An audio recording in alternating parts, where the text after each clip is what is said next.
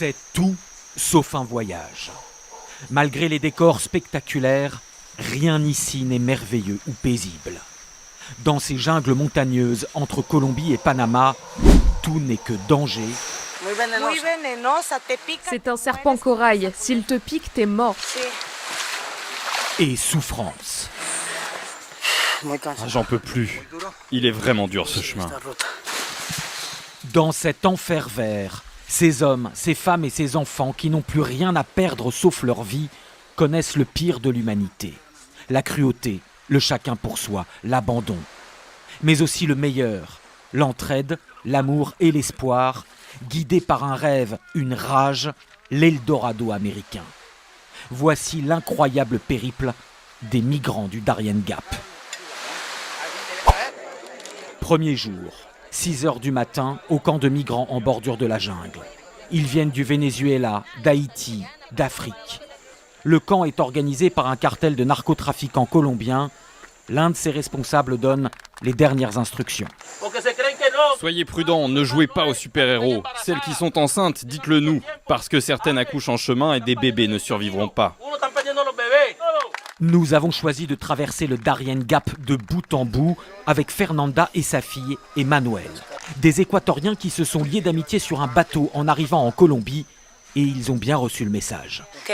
Je sais qu'il y a des crocodiles et qu'on va voir des morts sur la route. Si on se casse une jambe, si on a une fracture, c'est fini. Il n'y aura aucun secours, on restera au Darien, c'est marche ou crève. Mais pour nous, la pire des choses serait de rester là d'où on vient.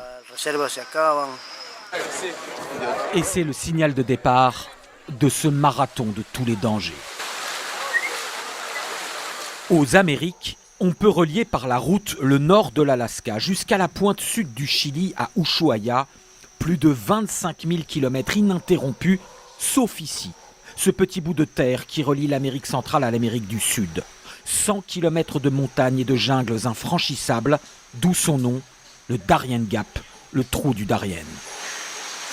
Chaque migrant doit payer un droit de passage de 350 $. C'est une énorme manne financière pour le cartel. Des frais qui s'accumulent pour ceux qui ont déjà un long voyage derrière eux. Je viens d'Haïti en avion. De Haïti à Chili. Au Chili? Au Chili. Si nous arrivons aux États-Unis, la vie sera beaucoup plus facile pour nous. 10 heures de marche par jour. Fernanda souffre, comme Manuel. Mais leur volonté est inébranlable. De toute façon, j'ai pas le choix. Je ne peux plus retourner en Équateur à cause des problèmes. Il n'en dira pas plus pour l'instant. Le 3e jour, c'est le passage géographique de la frontière entre Colombie et Panama. Évidemment, pas de douanier au cœur de la jungle. Nous avons réussi. Je suis heureuse, mais tellement fatiguée. Mais on a super bien avancé. Allez, il faut continuer à aller de l'avant. Le soir, Fernanda se confie un peu plus sur les raisons de son départ. Regardez mes marques. Mon ex-petit ami m'a coupé, m'a lacéré les bras. Après ça, c'était clair qu'il allait me tuer. C'est ma fille qui a pris la décision. Elle m'a dit « Maman, il faut s'enfuir et partir ». On avait quelques objets dans la maison, comme la télévision. On a tout vendu et on est parti le soir même. Manuel aussi a fui une histoire tragique. Il affirme que les gangs et cartels équatoriens voulaient le recruter et qu'il a refusé. Ils ont attaqué ma maison. Et ils ont abattu ma femme, qui était enceinte, ainsi qu'un ami qui était là. Ils voulaient tous nous tuer. Mais moi, je n'étais pas là. Il reste 3 jours de marche au Panama. C'est la partie la plus épuisante dans les rivières, la plus dangereuse aussi. Il y a beaucoup de cadavres de migrants morts d'épuisement. Le cartel colombien n'est plus là, c'est le royaume des bandits. Sur une berge, le corps dénudé d'une femme manifestement violée. Dans la rivière, celui d'un père de famille jeté du haut de la falaise selon des témoins. C'est aussi le lieu de toutes les trahisons.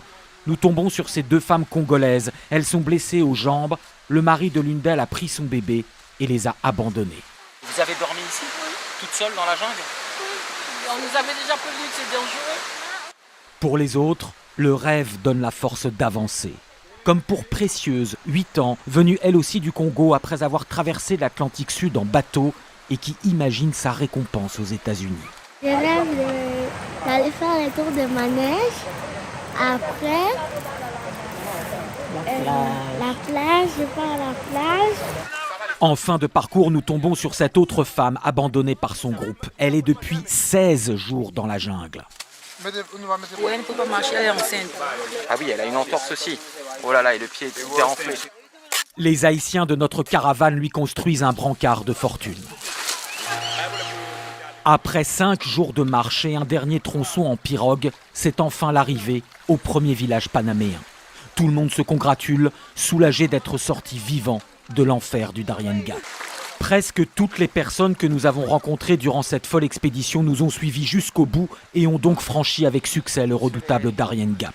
À l'exception des 2 femmes congolaises dont l'une avait été abandonnée par son mari, elles sont restées épuisées loin derrière dans la jungle et nous ne savons pas si elles ont pu s'en sortir saines et sauves. Pour tous les autres migrants dont la ténacité est impressionnante, le plus dur est derrière eux, mais il reste désormais à traverser le Costa Rica, le Nicaragua, le Honduras, le Guatemala et le Mexique, plus de 3000 km avant d'arriver enfin à l'Eldorado américain.